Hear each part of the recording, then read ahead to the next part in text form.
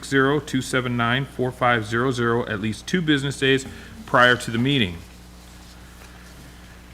We will start the meeting tonight with we'll move on to the approval of minutes from our January 23rd, 2024 regular business meeting. Are there any changes to those meetings or to those minutes? If not, I'll entertain a motion to approve. I move that we accept them as written. Thank you. We have a motion and a second. All in favor? Aye. All right, that motion carries. We will move on to the public comment portion of our meeting. There were no comments received from the public prior to tonight, is that correct? During this time, citizens may comment on subjects of interest not on the agenda or agenda items. To ensure comments are recorded properly, please state your name. Individual comments will be limited to 3 minutes to ensure maximum participation during the 15-minute time frame allotted for this item. Public comment may also be submitted online at www.oakharbor.gov/public comment at least 2 business days in advance of an advisory board meeting. And seeing nobody in the audience, we will close that portion and move on to our public hearings. During scheduled public hearings, interested parties will be given the opportunity to provide testimony or offer comments as applicable. To ensure comments are recorded properly, please state your name clearly. Please limit your comments to 3 minutes. As of right now, we don't have any scheduled. So our first item this evening is introduction to form-based code, and that is being presented by our assistant planner, Mr. Nolan Grunska.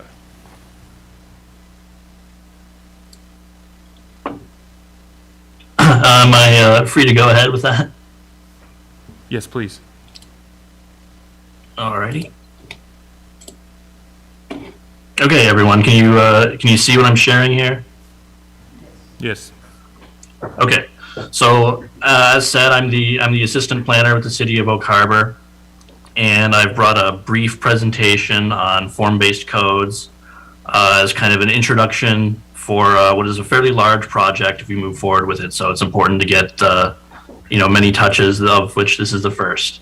So form-based codes are mentioned in our comprehensive plan, our current comprehensive plan.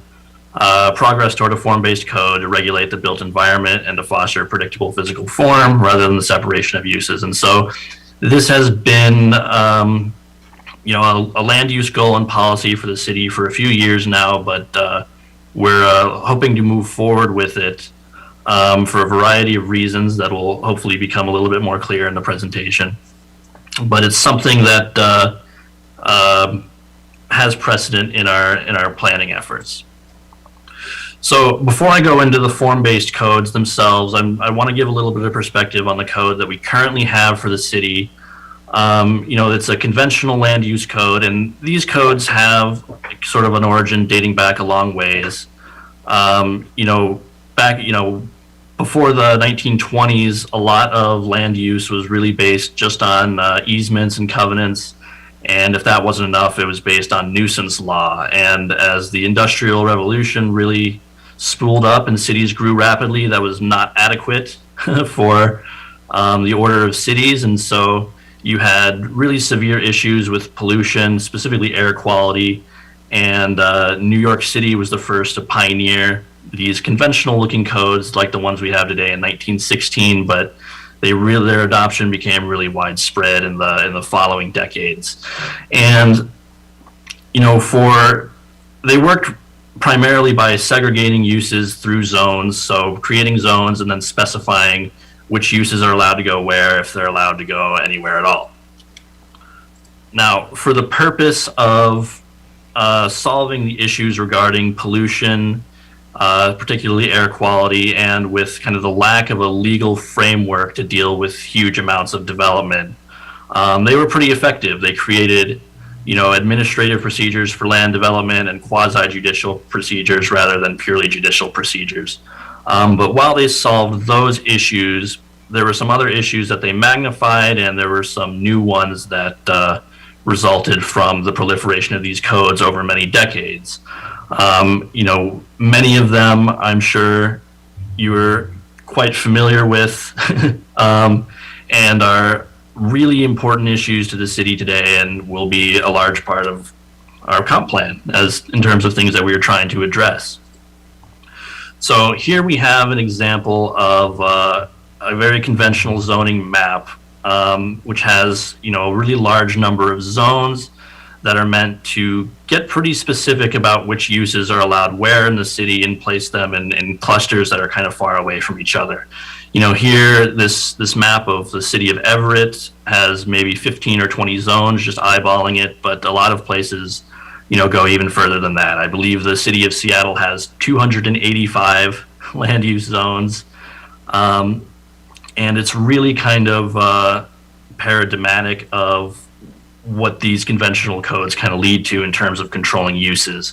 Now, the overhead image here is of Rancho Cucamonga, California, and the Inland Empire in California is kind of a specific area that's good to draw good to draw attention to in terms of talking about conventional land use codes, because it has one of the more severe transportation modes splits of anywhere in the country. So the least people walking or biking anywhere, the most people driving, and there are a variety of reasons for that, but this image is kind of meant to highlight that a lot of that is kind of the distance between, one use, which is very clustered in a single area, and, your residential uses, which are very clustered in one area. And also present in this image, this mall in the bottom, I think it's called the Victoria Gardens.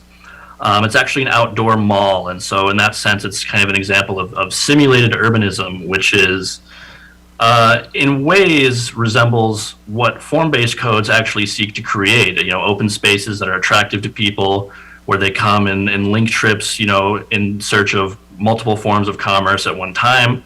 And it's very popular. As you can see, this parking lot is pretty full, but because it's not really near anything, you really have to drive to get to it. So it's interesting to think about. Now, the form-based code, at least kind of the modern ones that we're going to be hoping to look at, are really kind of an evolution of the conventional codes, and they're in response to some of the problems that I was referencing, as well as changes over time in the preferences of generations and the housing life cycle, and the way that that's changed, especially in the last couple of decades. And they began in the US in the 1980s, a little bit earlier kind of in France, where they're also quite widespread. But they began in the 1980s as a way to try and recapture, some of the urban forms that had existed in a lot of cities that had a lot of development prior to the advent of conventional codes, and we're hoping to recapture them as a form of economic development. And they were also developed largely for these large commercial projects that were actually kind of building master plan cities from scratch. So Seaside, Florida is kind of a main, community that was built entirely on a new form-based code. And we actually have a master planned form-based community here in Washington. Seabrook was a forest 25 years ago, and now it's a full-fledged town. And that was built with an a la carte form-based code. And the way that form-based codes work as opposed to conventional zoning is that it's significantly less focused on the uses that are going on in buildings that are developed, and much more focused on the public realm that those buildings come together to create. And so, there does exist a use table still, but it's a lot more limited in favor of being more prescriptive about how it feels to exist in the public space around these developments. So the focus is on the outward scale and design of buildings, how large they are, and their architectural features, as well as the streetscapes that they're on and the open spaces that are around them. They're meant to create diversity in the landscape and include culturally relevant architecture, as opposed to some of the kind of anonymous looking buildings that might form if there's no prescription on what they're supposed to look like. They're supposed to create safer pedestrian environments rather than places that are kind of hostile to be if you're on foot. And to some extent, they're meant to encourage a mix of uses, so there's kind of a more dynamic experience of being out about in the city. They're meant to be places that attract people, that kind of bring places to life. You know, one of the feelings that they're meant to recapture is a vibrancy as opposed to kind of a coldness or emptiness that some districts struggle with, you know, especially if they were built out significantly under a conventional code. And they're just supposed to be more comfortable for walking and biking, you know, rather than, you know, I guess in comparison to just sitting in your house or sitting in your car. They're supposed to bring you outside. You know, and in that sense, they're intended to be more conducive to commerce, more conducive to building connections with people, and more conducive to people wanting to invest in a place.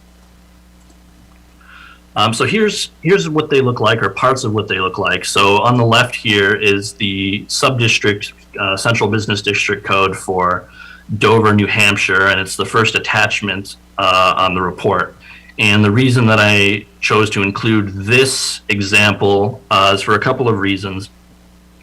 Number one is that Dover, New Hampshire is kind of an extreme in terms of the brevity of their code. I think their entire land use code is something like 40 pages, which is pretty impressive. And one of the things that allows me to do is show you an entire zone, all of the standards for one of their zones on just 2 pages here. Don't try to read the one on the slide because the text is too small. But if you look at the attachment, the entirety of all the standards that are applicable to the central business district is included on merely these 2 pages, and it goes over, you know, the landscape standards, the design standards for the buildings, as well as all the uses that are permitted, what a sign has to look like, and the lot standards for that building. And it's all in one place, and it's much more focused on how the building looks and how it interacts with the space around it, whereas the uses are really a minor part of it. And on the right here is an excerpt from phase 2 of Home in Tacoma, which is the affordable housing development strategy for the city of Tacoma that is currently in progress. And this is not anything that's adopted from Home in Tacoma, it's just in draft, but they appear to be moving towards a form-based code.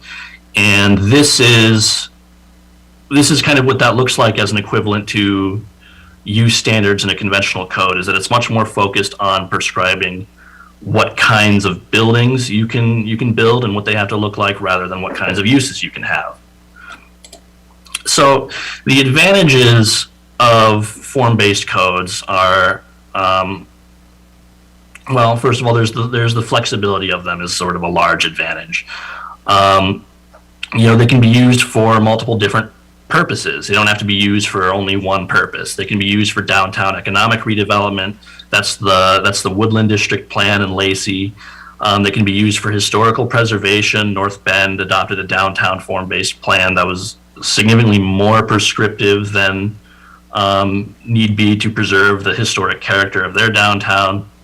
They can be used for de novo community development, as I mentioned. So Seabrook, Washington was a city that was built from scratch using a form-based code for a very specific purpose. It was meant to be, you know, a very beautiful seaside resort town that captures a very specific feel, and they've managed to do a good job with that, at least economically. It's a town that's growing really fast, and it's also very useful for housing production, and I think that's an especially important potential advantage in use of form-based codes for the city of Oak Harbor. Form-based codes, like I said, they still do include a limited use table. It's just significantly pared back from a conventional one that might have 200 items.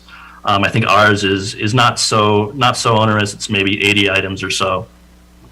But like the example I showed you with Dover, they had, I think, seven uses that kind of cover, you know, really the important categories of uses that need to be separated from each other. And other than that, it's a lot more free for the environment of the city just to determine. And the reason I the reason that it's especially useful for housing production is that the added flexibility seems to be really useful when you're trying to encourage middle housing. So thinking about HB 1110 and trying to encourage more than just the dichotomy between the single family homes and apartment complexes, all that stuff in the middle, your duplexes through sixplexes, your cottage housing, your row homes. Form-based codes are really good at encouraging those, and there's been a lot of success stories in terms of using those to facilitate that kind of development. The report that I attached, so attachment 2 in the commission report for today, goes a lot more in depth in terms of like empirical support for a lot of the potential advantages of form-based code. So there's a set of case studies that measures a lot of aspects of switching to a form-based code in comparison to kind of a control district, and what do we actually see in a real world example, what do we see happen? And I think it's really important when you're kind of looking at taking a plunge into a big project like this to have some hard data to really support whether or not that's a good idea. And as the report demonstrates, whether even if those case studies are not necessarily extremely similar to the situation that Oak Harbor is in most cases it shows pretty clearly an increase in construction activity, slower pace of multifamily rent growth, greater pace of population growth, greater tax revenue, more stable property values, greater mix of housing types, more employment growth, more investment, and residents and local business owners emphasizing improved quality of life. Contractors and developers emphasizing increased flexibility and predictability of permitting processes, and no statistically significant evidence of displacement or gentrification. So, when you have a lot of redevelopment, that's something that is raised as an issue very frequently. It's that, when you've made a lot of improvements to this area, but people that used to afford to be able to live there have been pushed out, and that's a major problem of change in cities. But form-based code seems to be able to walk kind of a tightrope there to some extent and not push people out in the same way. So we have some local or regional examples, but form-based codes have been a little bit slow to matriculate into the state of Washington compared to other places. And there's a lot of reasons that could be the case. But that's not to say that there's no history of form-based codes in Washington. I mentioned the ones earlier in Lacey and North Bend, but you also have important examples in Mountain Lake Terrace, in Bothell, in University Place, in Seabrook, and in the Wharf Street Overlay District in Langley on Whidbey Island. And Langley is actually kind of a historical example for form-based codes, not for master codes themselves, but they're actually the first city in the U.S. to codify a modern cottage court ordinance. So Langley being our sister city on Whidbey Island, kind of renders Whidbey Island a historical origin point for an important aspect of form-based codes in middle housing. And you can see an example of the cottage ordinance on the right here. This is the 3rd Street Cottages in Langley, one of the first projects under their cottage ordinance. And in the top left here, you can see one of the master plans of the town of Seabrook in Washington. So I wanted to touch on hybrid codes, which are a hybrid of conventional codes and form-based codes, as sort of a third option, as we look to move forward with this. And the reason that hybrid codes are attractive as an option is that, most of the form-based codes that I mentioned in Washington and around the country are not city-wide codes. They are usually for a single district, usually a downtown district or some kind of brownfield redevelopment where they're looking to do economic redevelopment and focus on the creation of new businesses, or to ease in the implementation of a form-based code into a larger city without rewriting the entire code for the city. Some of that's just a matter of skepticism over how useful they are. They want to have a case study within their city in kind of a safe environment, and that's fairly common practice. It's also, it's like I said, it's a very large undertaking to implement a form-based code. It's time-consuming, and one of the really critical aspects of creating a form-based code is that it's essential to involve a full range of community stakeholders to create the guidelines that form-based codes then make prescriptive. You know, in many cases that goes on a neighborhood by neighborhood basis to determine, you know, okay, we're making demands on the architecture that new development needs to have. Well, what does the community want that to be? It's the public realm. It's ultimately going to be their public space, and so their voice is supposed to be really heavily represented in that process, and that's hard to do, especially when you use center equity and making sure that everybody is really involved in that. And, you know, just in general, having a more balanced elements of the form-based code can represent a less drastic change. So this figure here on the right is from the long report that I attached, and it kind of highlights, you know, the way in which these form-based codes are an evolution of the conventional codes, right? You have use, form, and administration as an element of both codes, but the focus changes from use to form. And so you can imagine kind of a hybrid code as splitting the difference between this, where use is a little bit more involved still, but form is more involved, and it's a mix. But beware a Faustian bargain, right? It's not so simple as just being a mere compromise. There's a risk that some cities that have chosen to go the hybrid route have faced, and that's adding strict form requirements to strict use regulations really just results in a code that is less flexible than either one. If you want to take advantage of the flexibility of a form-based code, it's important to recognize that there are meant to be trade-offs. That if it's not being made easier to develop in some other way in exchange for the prescriptive regulation of architecture, then it's ultimately just a more restrictive code, and that's not really in service of the purpose of the form-based code. You know, it might be fine for a master plan community like Seabrook, where they're trying to be heavily prescriptive because they have a master plan vision of what they're trying to create. But for a pre-existing city, that can be a little bit of a divergence from the path that the form-based codes are in service of.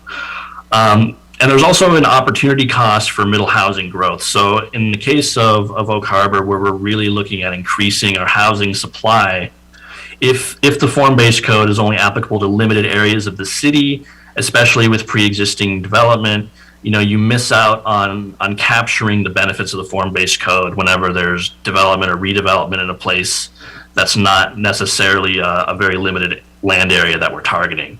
You know, whereas if you have it citywide, any development can take advantage of the form-based code, and we can see the benefits of development under that code.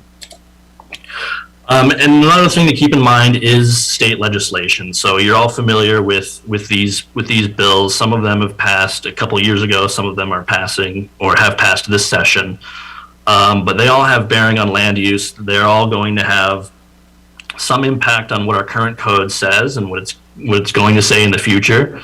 And it's important to keep these in mind. In some ways, these are meant to synergize with a form-based code, or a form-based code can make compliance with these laws easier. The default middle housing code from the Department of Commerce has a lot of form-based elements, and it makes, you know, it shows how the state's goals are kind of in line with trying to respond to the problems of conventional zoning in the same way that form-based codes are trying to respond to those problems. So that's worth keeping in mind.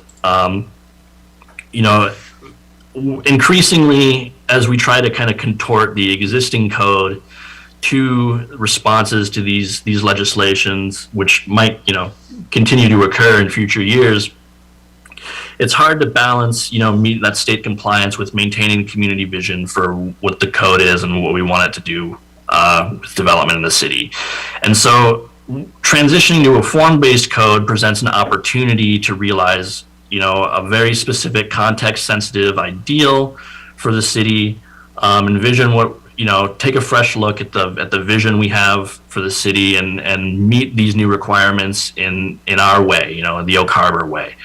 And as you know, we're beginning a new comprehensive plan drafting cycle with the target year of 2045, and there's an opportunity to synergize the comprehensive planning process with the idea that we are intending to move to a form-based code. And so having direction on that process can have benefits, with the comp plan process, and set us up for success, as long as we have both these objectives in mind. So that's what I have for this presentation. Again, this is meant to encourage early questions, early discussion, early feedback, and hopefully you feel a little bit more comfortable, at least conceptually, with what form-based codes are. Thank you. Thank you, Mr. Grunska. I will turn to the council. We don't need to open this for a hearing, correct? So, any questions or comments from the council? Yes. Thank you very much for the presentation.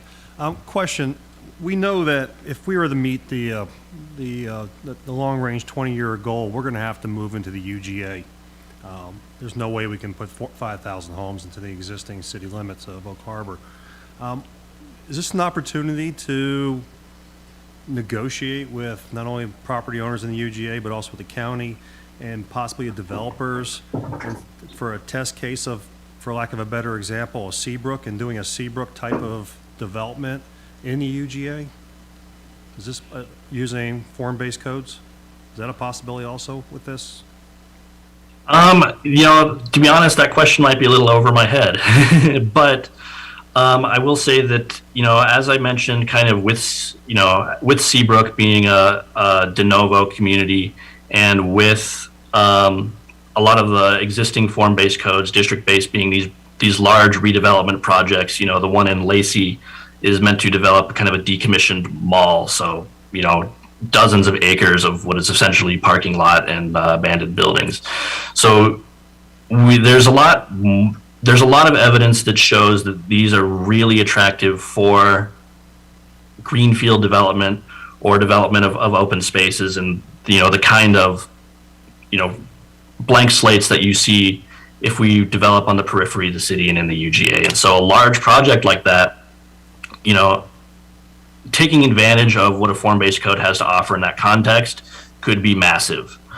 And it might be really interesting for a developer if that possibility is open to them.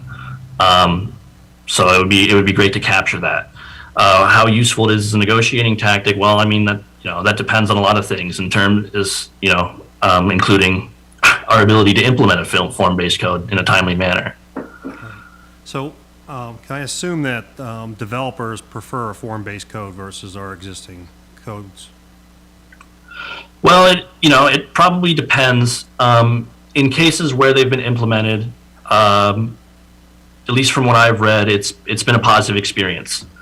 They like working with them because they are sort of more flexible in terms of use, and they're also very predictable. They're a little bit more. They can be more lightweight administratively. So you read the code, you know exactly what's expected, you know what you're going to get, and you don't have to worry too much about who your tenants are going to be, because the uses are not overly prescriptive.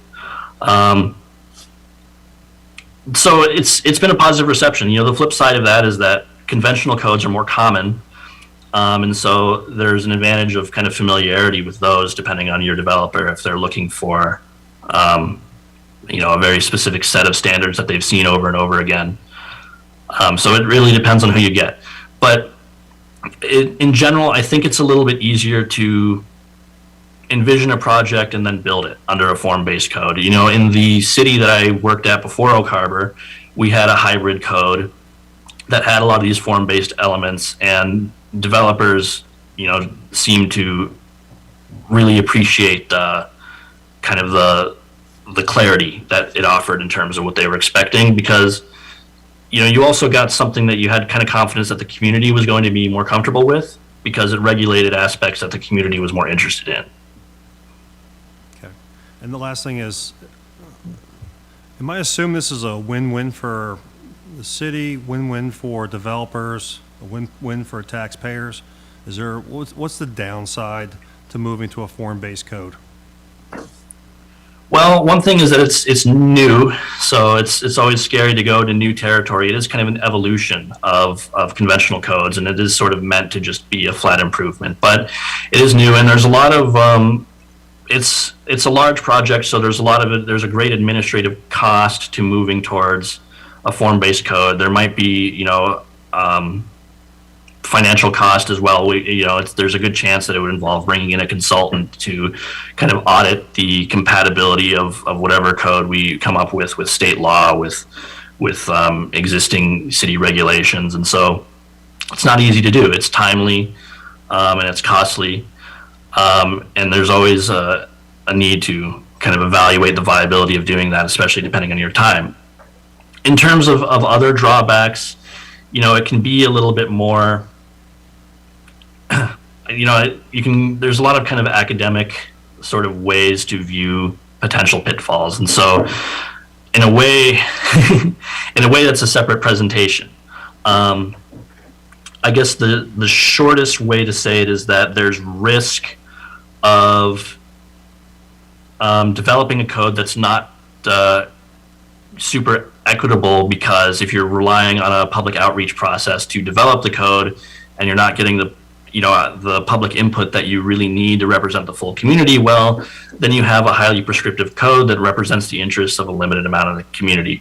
That can be solved for on the engagement side of creating the code, but it's a risk that you need to be aware of. Additionally, there's a high level of specificity that the code needs to be effective for the entire city. So it's hard. I guess the short answer is that it's hard to do. But once you have it in place, it's generally supposed to be, a flat improvement over a conventional code. Just one final comment. I guess from my standpoint, and also as a taxpayer, I would personally like to see what the benefit's going to be versus what the cost is going to be, and to make sure that I'm all in favor of doing whatever's going to make it easier for developers to come in here. And if someone can develop a Seabrook portion of Oak Harbor, more power to them, and that'd be fantastic, I believe, for the whole city. But especially when you mention there's additional costs and consultants, the idea as a taxpayer, if we're going to spend money, what are we going to get in return for the tax money that we're spending, and not just a plan that goes up on the shelf. That's the only thing, my only comment, so, thanks. Thank you, Commissioner Chazar. Any other comments? Yes, Commissioner Gore.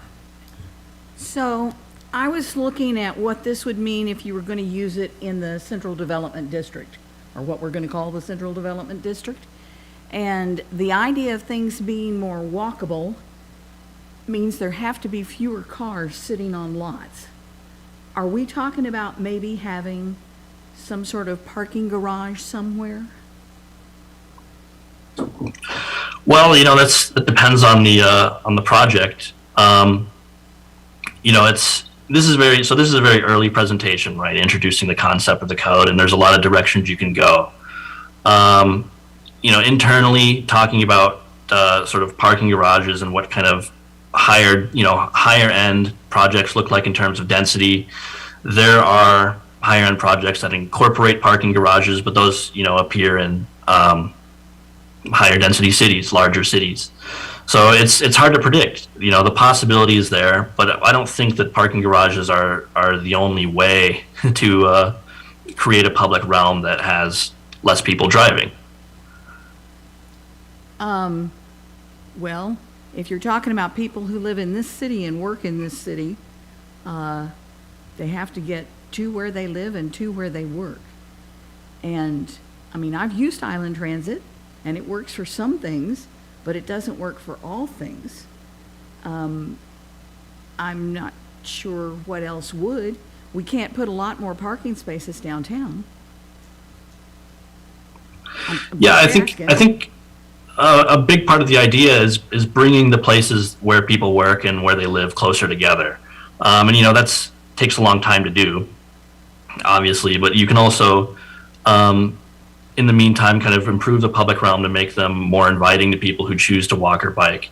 And it's not going to work for everybody. It might work for small amounts of people at a time, but if we're going to be bringing in, a lot more housing, making sure that housing is friendly, is sort of friendly to the idea of more people walking or biking, can kind of reduce the immediate impact that has on traffic in the city relative to existing development.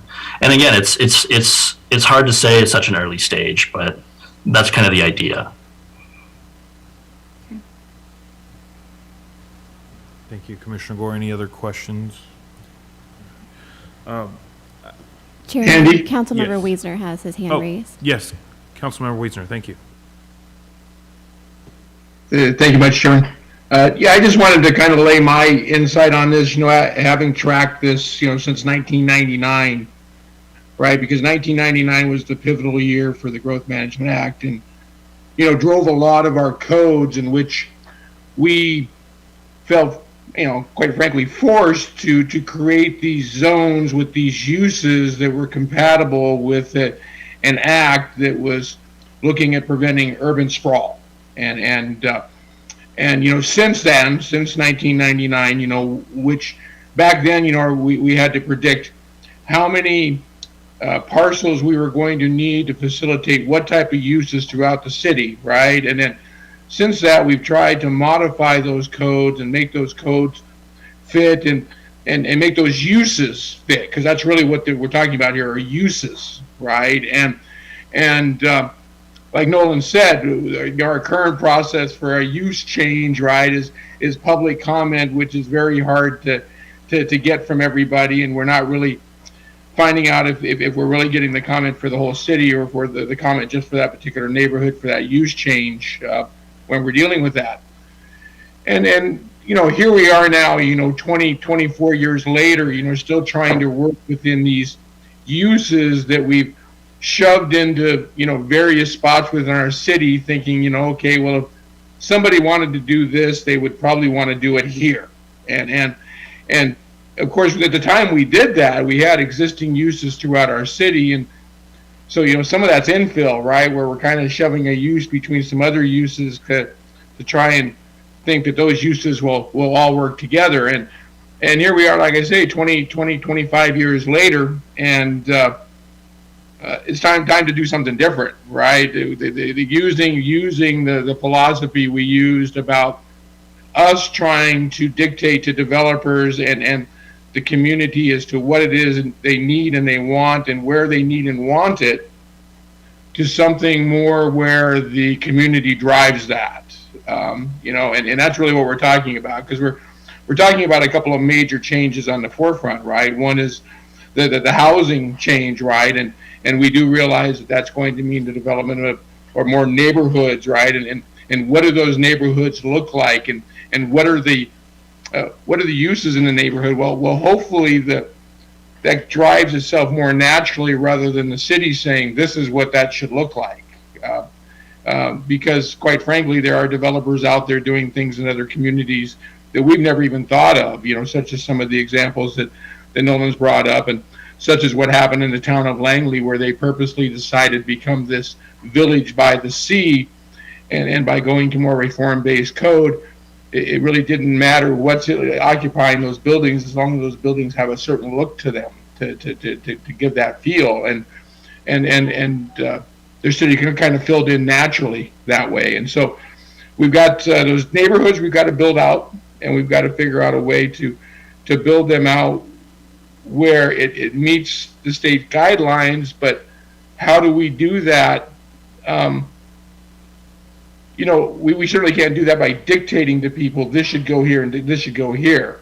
The market's what's going to dictate that and drive that, and that housing plan is going to drive that, and the ability for developers to come in and develop maybe in their style, more of a master plan type development, where maybe we actually have a neighborhood with a convenience store in the neighborhood, right? Something which currently really isn't allowed within our use zoning. And And then we have our whole downtown core, like I've said a couple times, my concern is where do we put all of the commercial infrastructure to service all of these new houses, right? And yeah, we could have little commercial spots here, but the reality is that's not what the Growth Management Act wants or is driving. And I think for most people, that's not what they want. They want kind of a central business district, right? They want an area of town to come to this commercial so that when they're out in their residences and they're in their neighborhoods, it's a neighborhood. It's not a business corridor. And in order to do that, right, we've got to redevelop that as natural as possible by what the town needs, not by us saying this is what we think you're going to need and this is where it could possibly go, even if that's a terrible location and no developer ever sees that.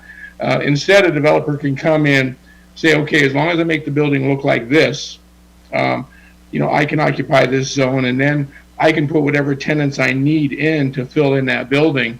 It's a whole different train of thought, I guess. And so it's certainly something we're going to all have to wrap our heads around. It's the total opposite.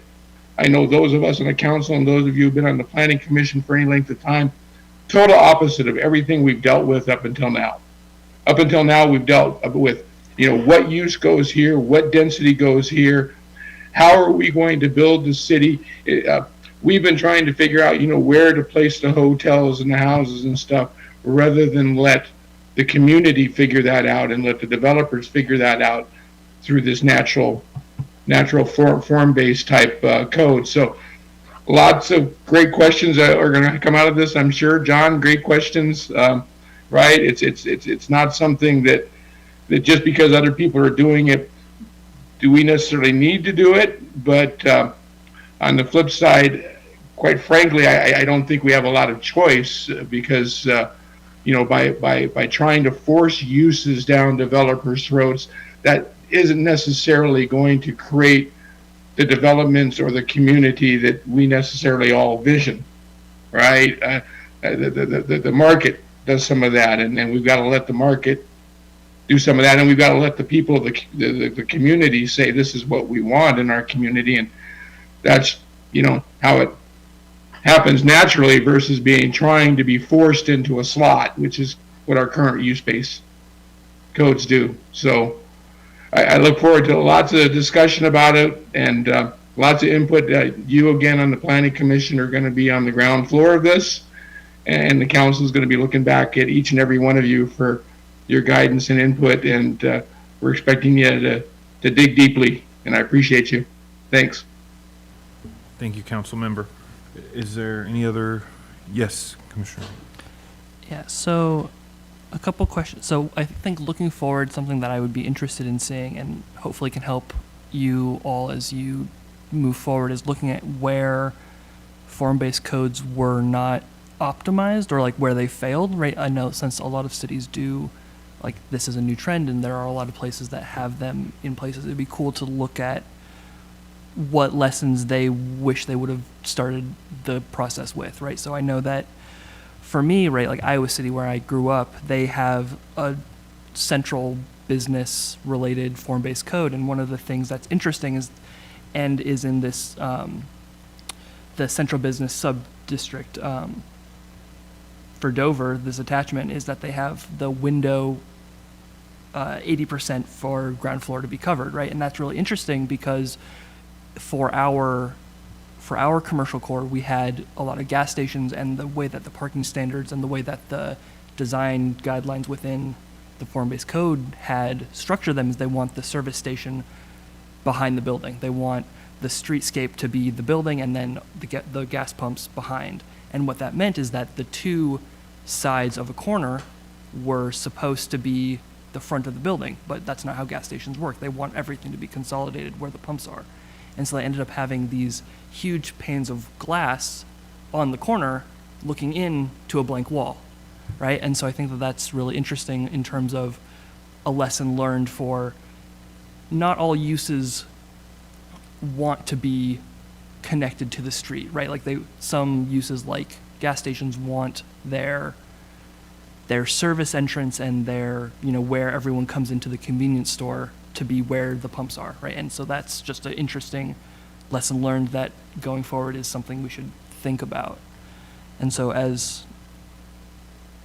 think that would be, in general, having an idea of where form-based codes failed different jurisdictions, I think would be useful. And that way we can identify that and make ours stronger, or, see what they wish they would have avoided. It's not really a question, but. Thank you. Any other questions? I don't know if mine's a question so much as it's a request. Have you taken this to the council at all, to the city council at all? I guess is what I'll first ask before I phrase what I want to say. Not yet. That'll be it's intended to be a future discussion workshop item. Okay.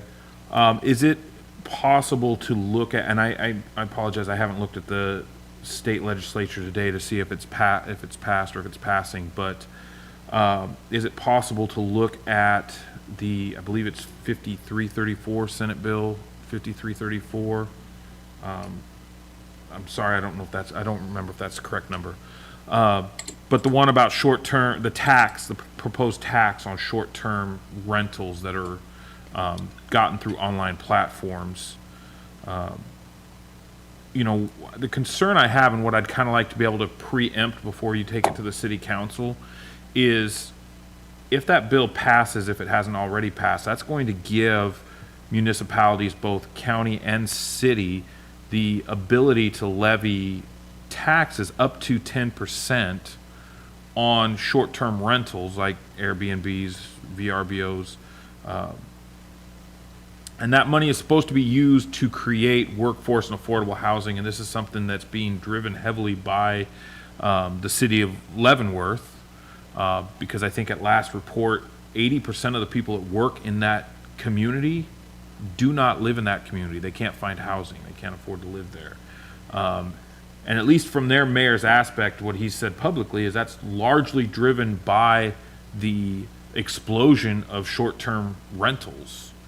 And one of the challenges I could see coming from this when we talk about middle housing is if we're not careful, and maybe we'd never hit this, but worst case scenario, every new house that we build in a zone is immediately converted into a short-term rental, especially if we're creating new aesthetics and walkability and more resort-like feels to it. The value there becomes, let's just make it a VRBO, or let's make it an Airbnb, and let's really maximize our revenue. And we're okay with doing that because the city's going to hit us for 10% in tax, and theoretically that's going to go build housing. But the question becomes, where do we build it? How do we, if we exhaust all of our land resources in a good attempt that ultimately ends up becoming just another form of revenue capture, we may do more harm than good if we're not careful about that to begin with. I know that's kind of a circular reasoning, but hopefully I've said it in a way that kind of makes sense, and maybe if there's time to look at kind of what that potential impact would be before it goes to the city council, so that the city council can really consider. Because to me, these two things are going to be tied together, right? If we passed a form-based and we said housing could be here, and we're going to do this, but then 6 months down the road, we decide to pass a tax to build housing, we may just be creating the very problem. We're kind of chasing the leak, as it would be. I know that's kind of convoluted. Do you kind of understand where I'm going? Yeah, I do. So I guess, much like Leavenworth, Seabrook, which was built on this form-based code, is largely a resort town, and they have kind of a similar issue. I think, only 15% of the owners of property there actually live there year round.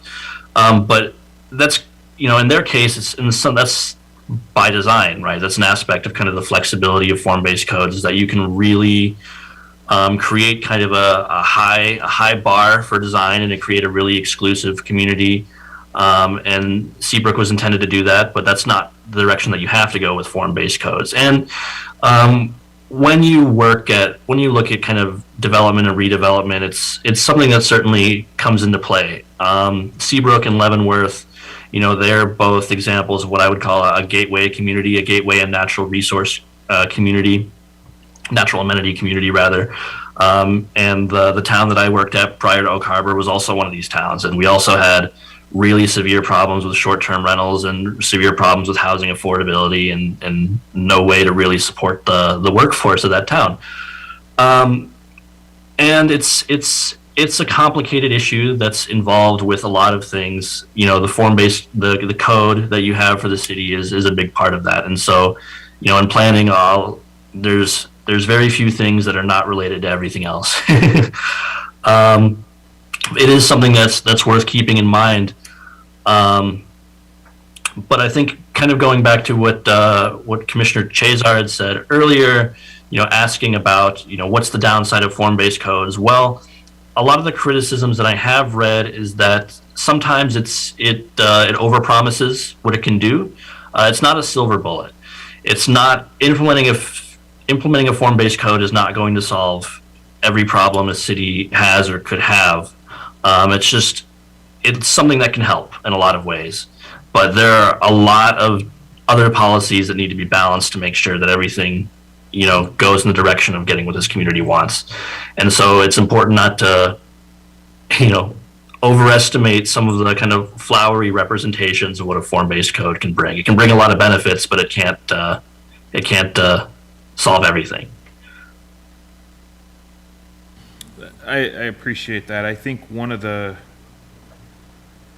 things I just want to kind of reemphasize is my concern with, I guess we'll call it the appearance that we're doing something good, right? When we oppose it, when we impose a tax, we say we're going to charge 10% on top of whatever you pay, and that money is going to go to build new housing.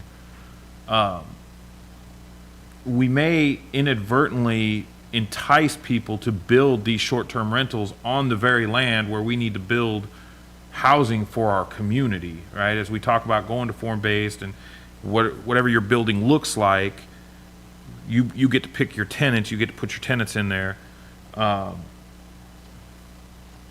I'm concerned that if this becomes state law, right? I mean, it makes perfect sense for any council or any county to say, we're going to impose this 10% tax. What that does is removes at least the desire to say we're going to have an outright ban in these neighborhoods on short-term rentals, which I'm concerned as we're expanding the ability to build in non-traditional areas, we may also expand the incentive to build revenue-generating properties and thereby exacerbating the very problem that we're hoping to solve in our community, which is one of the things you mentioned was reduced with form-based, gentrification and displacement. And I'm just worried as all of these things come together at one time, when we look 4 or 5 years down the road, we may cause more harm than good if we're not very careful about putting these pieces together from the beginning. Right, and that's great. This is exactly what we're looking for, bringing this presentation, is feedback like this. So I'll definitely have that noted down, and we'll take a look at it. Especially looking forward to the city council presentation. Thank you for that. Any other questions or comments? All right, well, thank you, Mr. Grunska, for your presentation this evening. We will move on to the Planning Commission annual report to City Council, and that will be presented by our director, Mr. David Kuhl. Thank you, Mr. Chairman, members of the commission. So tonight I want to thank you, Commissioner Plumley. You participated in our comprehensive plan recruitment for a vendor to help us with the development of our new comprehensive plan. And thank you for sitting in on that panel. I also want to thank all of you for your good feedback tonight on form-based codes. It's a concept that's been around a little while, but it's new to us. And so I thought you all had some excellent questions, some of the downsides that you might have thought of and other places you might have lived, and other issues that could emerge from the development of new housing types. So thank you. Tonight, I'd like to cover the accomplishments of the Planning Commission in the last year. Per our code, we're required to come up with a summary and a Planning Commission annual report that goes to the City Council, and that's required by code every February. One thing I'm going to do is augment this report with a department report later at the City Council of all the other stuff we do.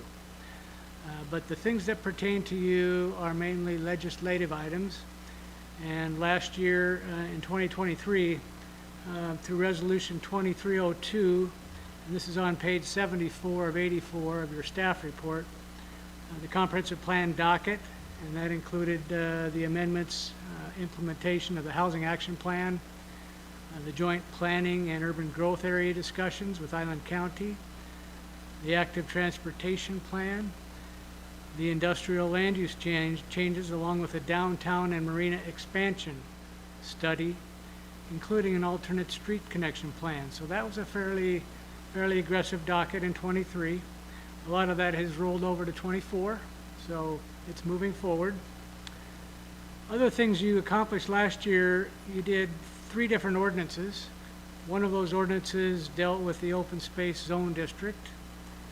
The next ordinance dealt with thresholds for categorical exemptions. And that was the SEPA exemptions that have been in state law for many years. And we've been waiting for a long time to actually implement those, to be able to get rid of a lot of the requirements for SEPA. And then the third one was the ordinance where we changed the requirement for plan check fees to be done at permit, the application for a permit, rather than after the fact. So those are 3 ordinances that we did get done. Comparing that to 2022, I think we had maybe 12, 13 ordinances we did in 22, quite a few. So we had a really active year in 22, and that was the result of a lot of work we did in 2021 that just rolled over to 22. And so in this case, we didn't have as much in 23 because we were doing everything in 22. So you're going to see a lot more in 2024 with all of the long-range planning aspects that we have been talking about. So further down in the staff report, if we go down to the proposed work program, and that's on page 76. The 24 proposed work program, the 24 docket, that will be heard at the City Council tomorrow afternoon in a workshop, and then that'll go on to a public hearing. The housing action plan implementation, we're continually doing that. We're always changing the code to update the housing element and all the different codes that we can use. Housing density is a big one. We talked about that here a minute ago, and HB 1110, which allows 2 or 3 dwelling units on a lot that has a single-family house today. So that's a state law that we're trying to figure out how to deal with that, and we're going to come back with some ideas for you to contemplate. We're also still continuing the multifamily tax exemption. That's the program that we talked about last year. It kind of ran into some headwinds a little bit, so we said, okay, let's regroup next year, and now it's next year. We think multifamily tax exemptions can really help incentivize a lot of housing to be built. And it's a tool that we think will work. We just need to come back to the program to you, and so we want you to contemplate that sometime this year. We're also looking at the land use fee schedule update. We'd like to change our fees a little bit to be more appropriate for our expenses. And we have one more item on this list. It's the temporary use of RVs on construction sites. So we do have a developer in town who's having a hard time finding workforce housing. He's having a hard time finding workforce. So he would like to be able to put some RVs temporarily on his construction site while he's building it, and then move those RVs off of there once he gets more progress. So those are some of the things we'd like to talk about. There's one other item on the list, though, that has gotten a lot of traction just recently, and that's food trucks. So we'd like to bring back a discussion on how to make food trucks operate a little easier here in town. So that'll be coming back to you fairly soon. Also, upcoming projects, the 24-25 comp plan update, you all know about that. We would like to use that process with the countywide planning policies. I think there's some people who have worked on that here in this room. We'd like to partner with the county and do an interlocal agreement update. We start working together with the county and figuring out where we can develop in our urban growth area. So that'll be a partnership, and we'd like to kick that off, we think probably late April, with a land use summit. And that'll be a land use summit between the city council, possibly city councils of Langley and Coopville, the city of Oak Harbor, and the county commission. So we're still working to put that together, and that'll be about land use issues, working together. As you know, CAC has been working on the active transportation plan, and so that's still moving forward. The alternative street connection plan is something where we'll talk about street connections in our transportation element once we figure out where we want to put all this housing we need to put in, how we're going to get roads to it. So that'll come a little later. The other item on this list, Serendipity Lane, I went by there today and they have removed a lot of the impediments in Serendipity Lane, so that construction project has started. And so that will be done in a few months, I believe. That's a connection between Pioneer and Bayshore. The central development sub-area planning, which is, we talked about that, the triangle that goes from Highway 20 down Midway to downtown, over across downtown to Highway 20, back up Highway 20, a big triangle. That's called the Central Development Area sub-area.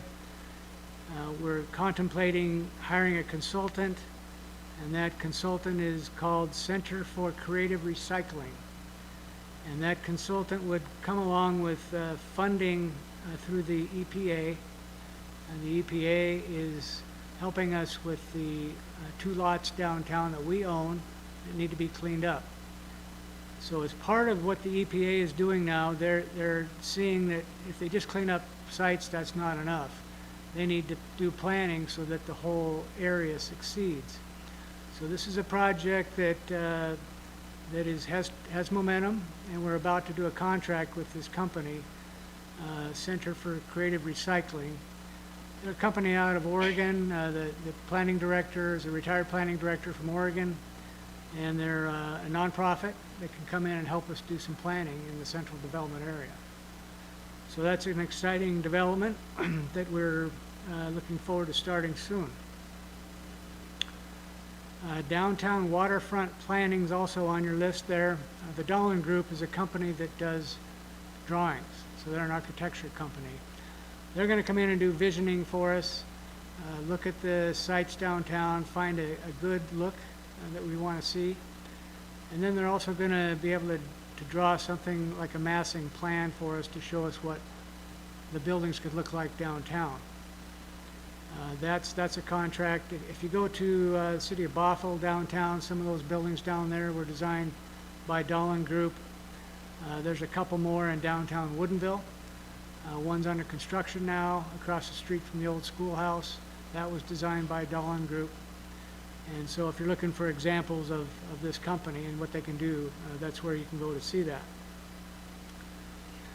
Also, ongoing environmental projects. The stormwater program continues. We have an annual report we do in March, and then another one in December. And so Dennis Lefevre, you remember him, he's still working on those projects for us. The shoreline restoration plan is a wish we have. We don't have funding for it right now, but that's something that's on our list. And then Dennis is also working on the flood control ordinance. And so that's going to be updated soon.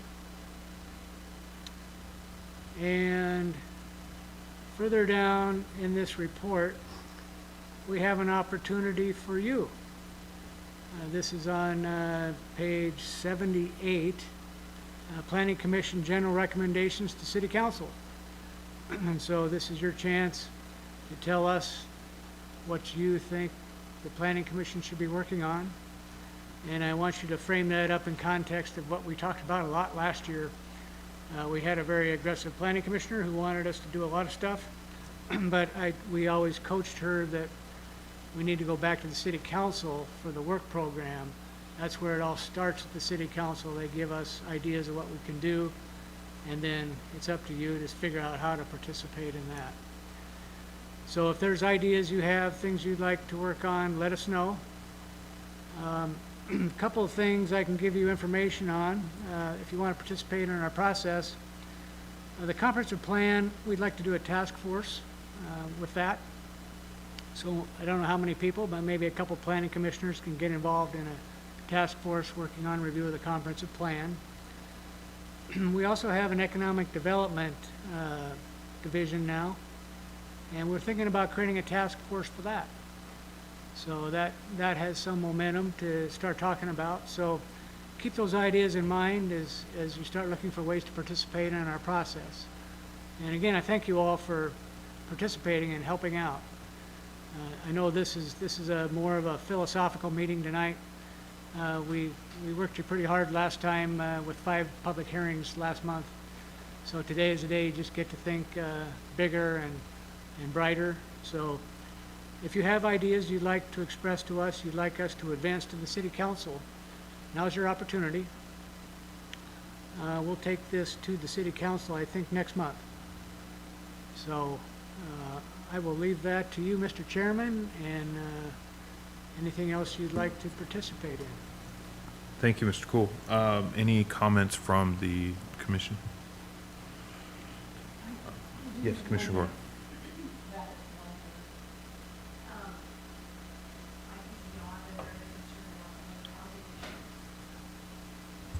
The housing issue, specifically affordable for our service workers. And I'm going all the way from teachers, firefighters, police, to the people who work at the grocery stores. And I don't know what we can do to make that a more urgent thing, but I don't think we want to wait until we get in a situation like Langley. They're having trouble getting people to come at all to work because there's no place to live. I'd be glad to be part of anything that's coming on that. So to kind of quantify, I guess, for the recommendation to the city council, would it be fair to say maybe categorize or place extra emphasis on ideas when we're going through our development plans that would quickly address housing challenges? So kind of prioritize possibilities or options based on, I don't even know what would you Well, say, the Rather than turnaround time? Yeah, rather than like 10 years out and the rents have gone way too high by the time it gets to it. Yeah, I am talking more short term than that. So, like have a discussion or work on a plan that would be for like short-term decisions, or what would, Well, let's not call them, I mean, you know, we could get over into that emergency homeless housing thing. That wasn't the part I meant. I'm talking more about, well, I really don't know how we could do this. I mean, I guess if I'm understanding correctly, maybe a recommendation to the city council to develop a short-term plan in addition to the short-range plan in addition to the long-range plan. Would that be, That sounds good. does that, I think you kind of hit it when you said prioritize housing. okay.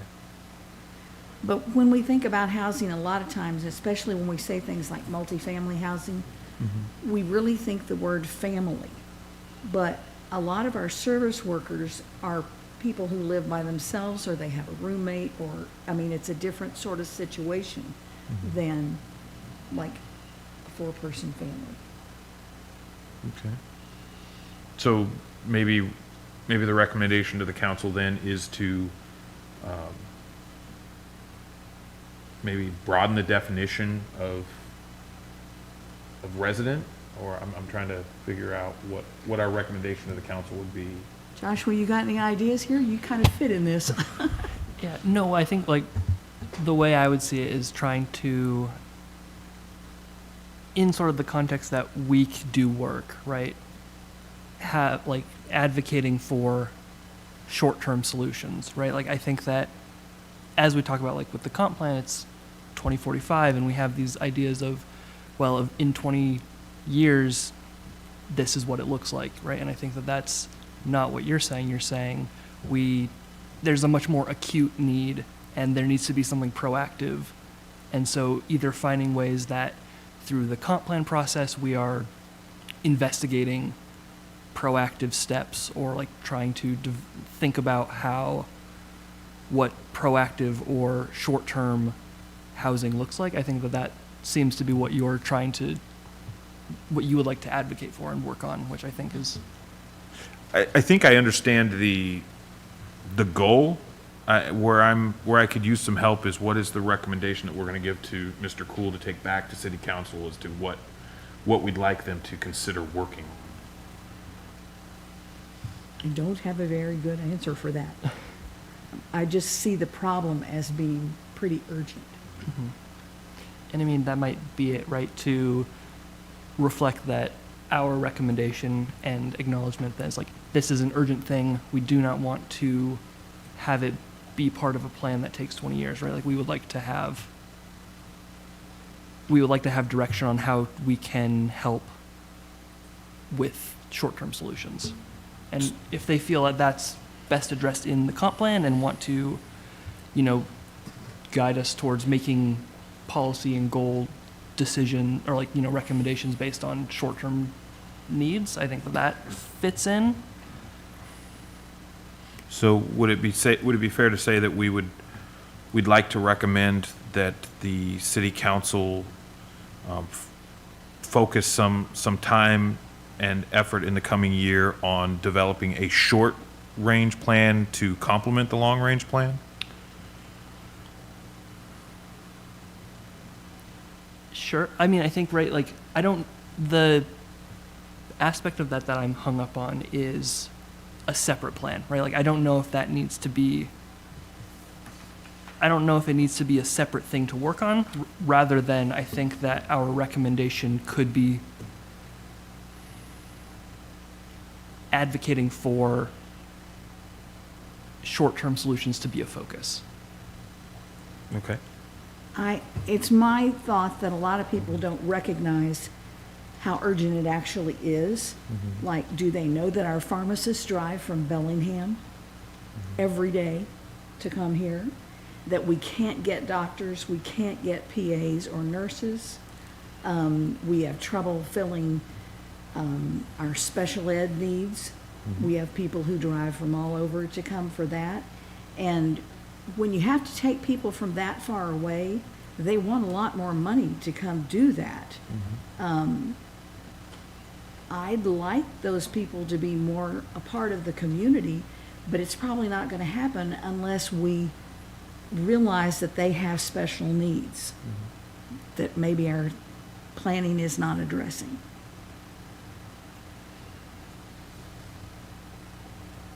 Mr. Chairman, I think I can kind of summarize it for you. Yes, Sounds thank you. like you'd like to express an urgency for some short-term solutions to the affordable housing problem we have, and ask the City Council to explore some of those ideas in more detail. And we can summarize that and put that in this report and get that to the City Council for you. Thank you. Commissioner Chazar. Yeah, so David, you made a comment earlier about the short-term tax exemption, the multifamily tax exemption program, that we're going to bring that up later this year to discuss. Commissioner Gore brings up a valid point. I go back to the fact that this is a capitalistic society. We operate on supply and demand, okay? And there is no developer that's going to provide affordable housing supply at today's current rates of expense to build on the land. The land's expensive, supplies are expensive. So I guess the message back to City Council is, we need to step out of our comfort zone. Now, granted, we said that we're going to designate areas for this tax exemption, multifamily tax exemption plan, but it's going to have to be something more. Okay, the tax exemption plan is a step in the right direction, but it's going to have to be something more because it's not enough to get it. Because we haven't had, as best I know, we haven't had developers knocking down our door saying, "When's this tax exemption program going to place? I'm really interested in building right now." To the best of my knowledge, I've not heard any council people say that this is urgent, or they would have been passing it or talking about it already or bringing it back to us.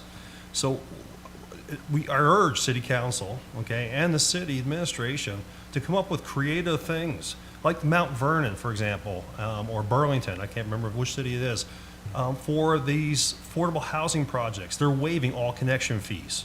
Now, granted, they're a larger city and they can afford to do something like that. But what I'm hearing also, not just from Commissioner Gore and from my fellow commissioners, is that there's an extreme need for affordable housing in the city of Oak Harbor.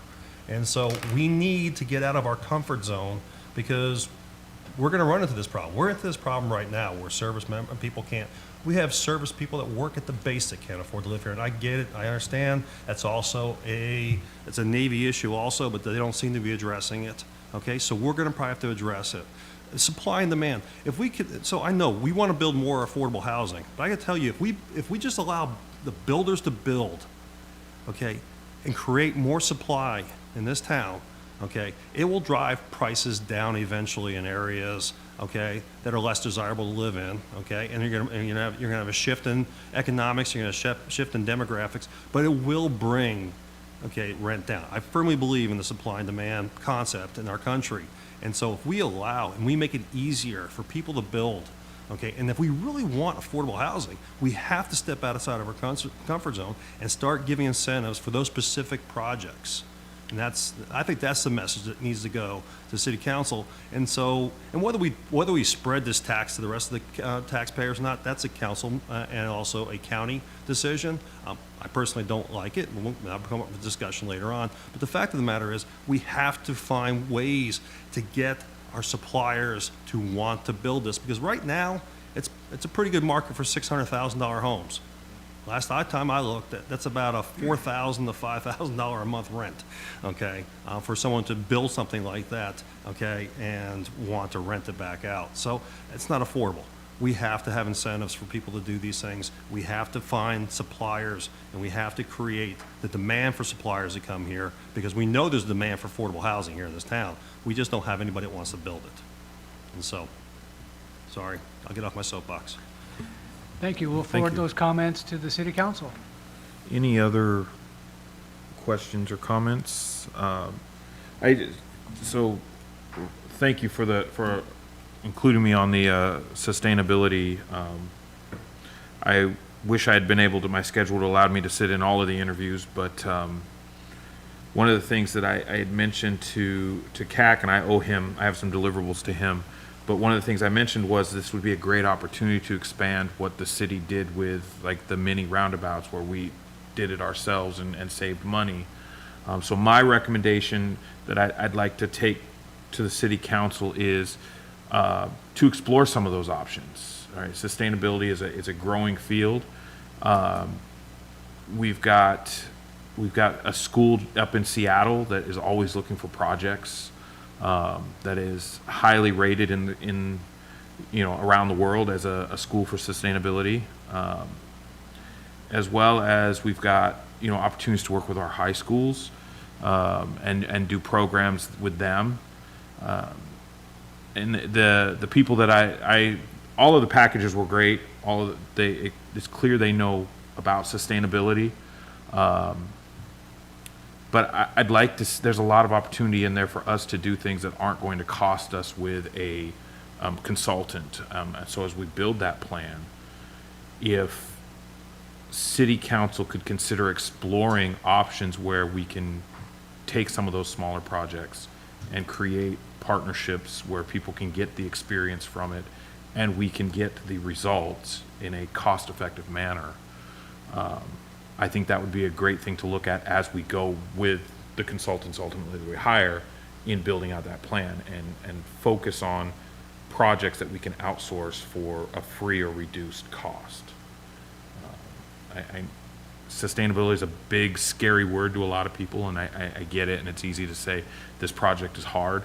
But when we talk about things like monitoring our greenhouse gas emissions or doing, carbon reporting or cap and trade, there's schools that are looking for those projects and looking for real world towns and cities that will give their students the opportunity to do those very things so that they can go get those jobs with those consultants that we're ultimately hiring, right? So, as someone who, that's what I'm formally trained in, that's what both of my advanced degrees are in.